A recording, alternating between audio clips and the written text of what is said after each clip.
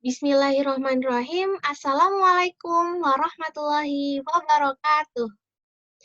Baik, di sini kakak akan melakukan penyuluhan tentang infeksi saluran kemih kepada bapak dan ibu kakak-kakak sekalian.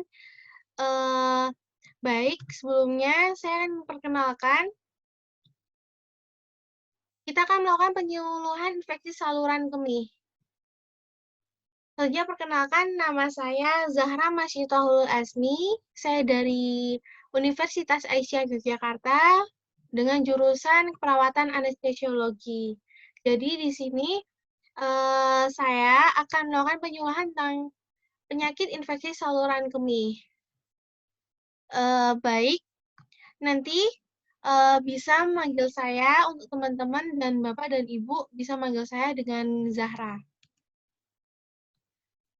Selanjutnya, apa aja sih nanti yang akan kita bahas tentang infeksi saluran kemih itu? Sebelumnya, sebelum saya memulai penyuluhan ini, saya ingin tahu dong semangat dari Bapak dan Ibu serta kakak-kakak sekalian. Saya ingin tahu semangatnya sekarang sore hari ini. Jadi, jadi nanti kalau kakak bilang hidup sehat, pilihanku. Baik, coba mulai ya. Hidup sehat, pilihanku. Oke, semangat ya. Sebelumnya, sebelum saya memulai penyuluhannya, saya akan membagikan beberapa leaflet tentang yang akan kita bahas. Nah, infeksi saluran kemih nanti akan saya bagikan tentang leaflet ini. Nanti akan kita membahas apa itu ISK, gejalanya apa aja sih, perawatannya bagaimana, siapa saja yang dapat terkena ISK, dan nanti akan ada tanya jawab serta nanti penutup. Sebelumnya, mari kita cek lagi dong jargonnya kita. Hidup sehat, pilihanku. Baik, terima kasih. Untuk yang pertama, kita akan membahas apa itu ISK. Nah,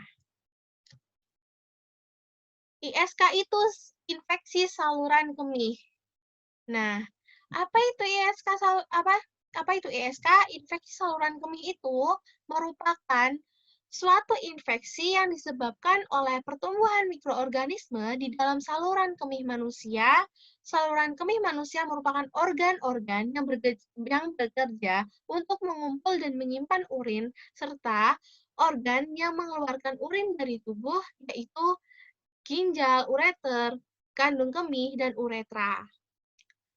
Selanjutnya, pada wanita, mula-mula kuman dari anal berkoloni di vulva, kemudian masuk ke kandung kemih melalui uretra yang pendek secara spontan atau mekanik akibat hubungan seksual dan perubahan pH dan flora vulva dalam siklus menstruasi.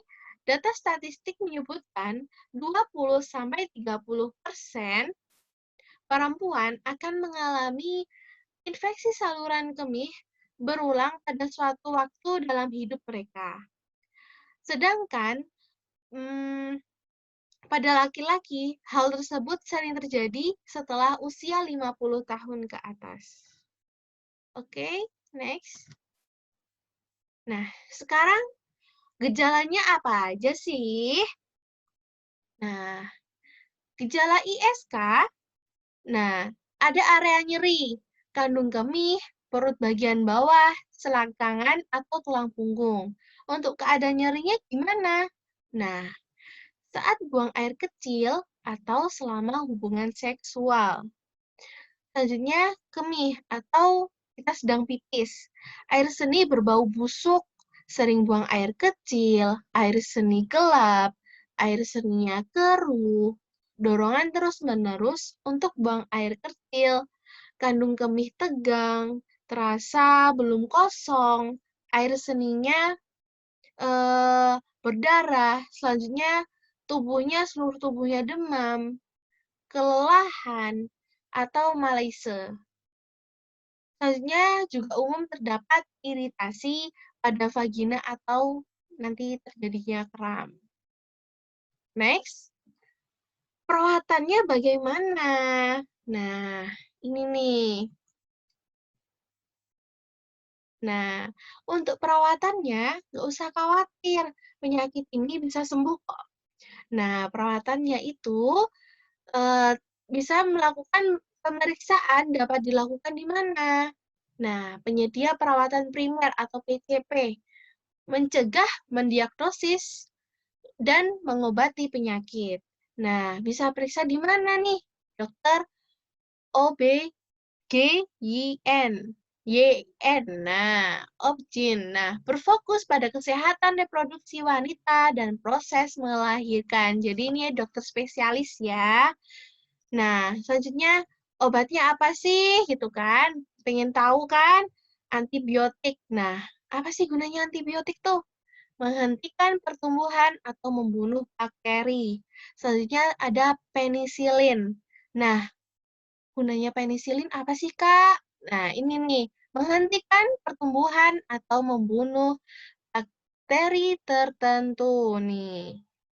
Selanjutnya, nah, apa sih nanti akan kita lakuin biar nggak ini lagi, biar nggak sakit lagi? Melakukan perawatan dirinya apa? Kencing setelah berhubungan badan, buat yang sudah sah. Selanjutnya, nah, pasti bingung kan? Siapa aja yang bakal kena ISK? Siapa aja, ayo? Nah, ini. Nah, ini menurut National Kidney dan Urologic Disease Information Clearinghouse atau NKUDIC, ISK merupakan penyakit infeksi kedua tersering setelah infeksi saluran pernafasan dan sebanyak 8,3 juta kasus dilaporkan per tahun. Infeksi saluran kemih dapat menyerang pasien dari segala usia mulai bayi baru lahir hingga orang tua. Nah, selanjutnya nih ada penelitian lagi. Data penelitian epidemiologi klinik melaporkan 25-30% perempuan dewasa pernah mengalami infeksi saluran kemih atau ISK. Perempuan umumnya 4-5 kali lebih mungkin terinfeksi ISK dibanding pria, menurut Sotelo and Wesney tahun 2003. Lalu pada masa neonatus, nah neonatus ini pada masa saat bayi, infeksi saluran kemih lebih banyak terdapat pada bayi laki-laki, yaitu 2,7%, yang tidak menjalani sirkumsisi daripada bayi perempuan, yaitu 0,7%. Sedangkan pada masa anak-anak, hal tersebut terbalik dengan ditemukannya adanya kejadian sebesar 3% pada anak perempuan dan 1% pada anak laki-laki. Insiden infeksi saluran kemih ini pada usia remaja anak perempuan meningkat 3,3% sampai 5,8%. Nah, untuk pasien perempuan lebih rentan menderita penyakit ISK dibandingkan dengan pasien laki-laki. Penyebabnya apa? Karena penyebabnya adalah karena uretra perempuan lebih pendek sehingga mikroorganisme dari luar lebih mudah mencapai kandung kemih yang letaknya dekat dengan daerah perianal. Nah, uretra itu saluran kencingnya perempuan ya. Terus dari 57 data yang diteliti terdapat 17 pasien, mohon maaf, 29,8% yang berjenis kelamin laki-laki dan 40 pasien 70,2% yang berjenis kelamin perempuan. Penelitian lain menunjukkan hasil yang hampir sama, yaitu 71,3% pasien perempuan dan 28,7% yang berjenis kelamin laki-laki dari total 136 pasien.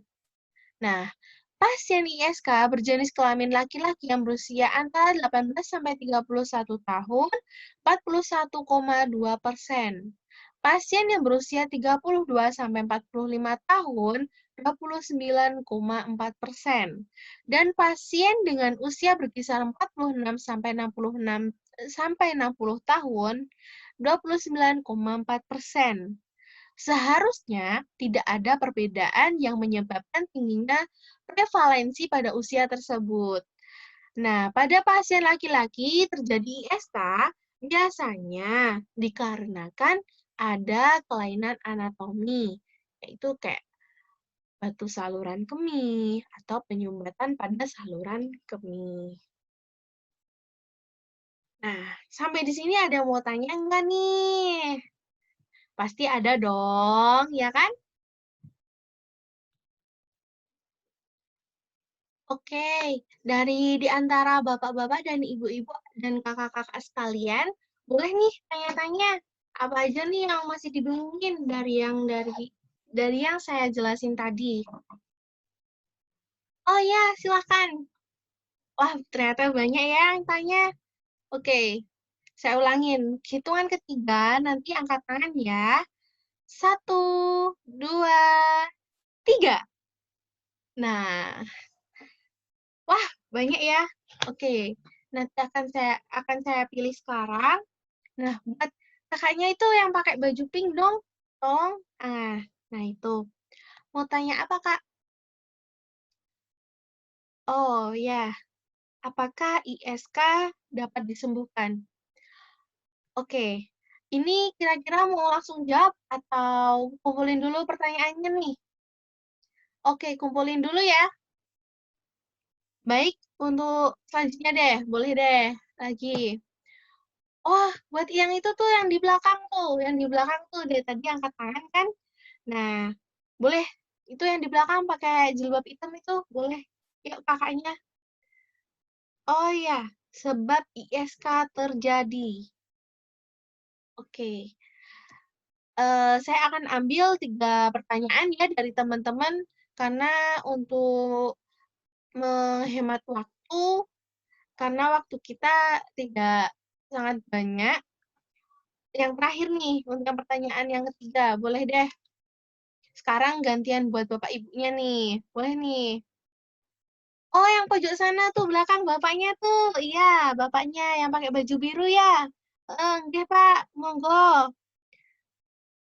Oh, mohon agak kerasan, Pak, ngomongnya. Nggih, pakai mic-nya dipakai.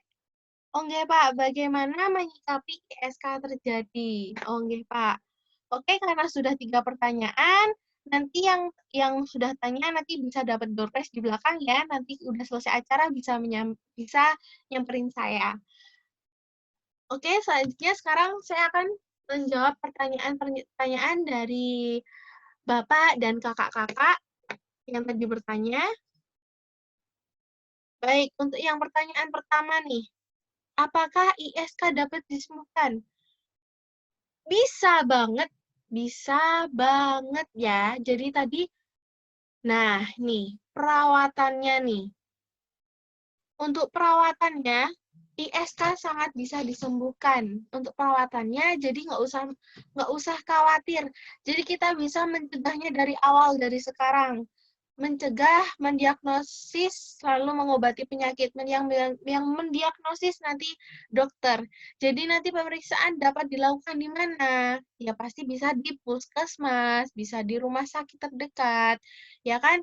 Lalu selanjutnya kalau pengen ke rumah sakit nih, nanti bisa nih langsung ke dokter spesialis ya kalau pengen langsung spesialis ya, kalau emang udah tahu kalau itu gejalanya. Tapi atau enggak ke dokter umum dulu ya. Kalau misalnya langsung ke spesialis berarti ke dokter obgyn. Nah, itu.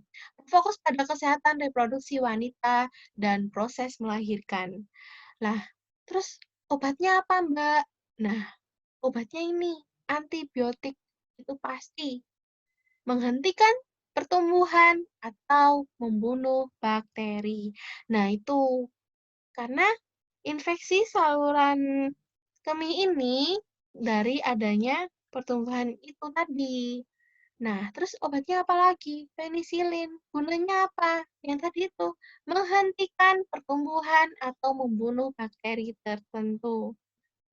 Nah, perawatan dirinya kayak gimana? Pencegahannya seperti apa?